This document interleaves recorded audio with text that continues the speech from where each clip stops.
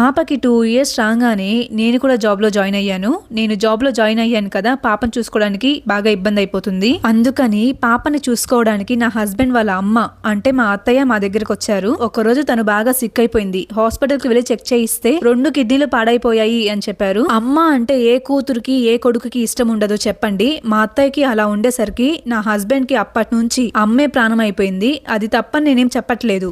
అమ్మ మీద ప్రేమతో భార్యని ఇబ్బంది పెట్టకూడదు కదా. ఆ రోజు నుంచి ఇంట్లో ఏ గొడవ జరిగినా కానీ నాదే తప్పు. ఫస్ట్ నుంచి కూడా వాళ్ళ అమ్మకి నాకు చిన్న చిన్న గొడవలు అనేవి జరుగుతూనే ఉండేవి. ఎప్పుడైతే వాళ్ళ అమ్మకి బాలేదన్న విషయం తెలిసిందో మా అత్తకి నాకు ఏ గొడవ జరిగినా కానీ నన్నే కొట్టేవాడు. సరే నాదే తప్పు అనుకుందాము, ఈమెమైనా కామ్గా ఉంటదా? మాటి మాటికి నేను ఊరు వెళ్ళిపోతాను, నేను మీతో ఉండను అనేది. తనకి హెల్త్ బాలేదు కదా, తనకేం కావాలో నాకెలా తెలుస్తుంది? నాతో ఒక్కరోజు కూడా నాకు ఇదివ్వు అదివ్వు అని పిలిచేది కాదు. ఏం కావాలన్నా కానీ నా హస్బెండ్ నే అడిగేది. అలా చేస్తుంటే ఏ భర్త అయినా కానీ ఏమనుకుంటారు? మా అమ్మని సరిగ్గా చూసుకోవట్లేదేమో, అందుకే మా అమ్మ నన్ను అడుగుతుంది అనుకుంటారు. దాని వలన చాలానే గొడవలు అయ్యాయి. ఇలా ఉండంగానే తనకి డయాలసిస్ స్టార్ట్ అయింది. అప్పుడే మా మరిది అంటే నా హస్బెండ్ వాళ్ళ తమ్ముడికి కూడా మ్యారేజ్ సెట్ అయింది. ఆ విషయం కోడలిగా ఆమె నాతో చెప్పాలిగా. నాతో ఏం చెప్పకుండా నా ముందే ఎవరెవరితోనో కాల్ చేసి పెళ్లి గురించి మాట్లాడేది.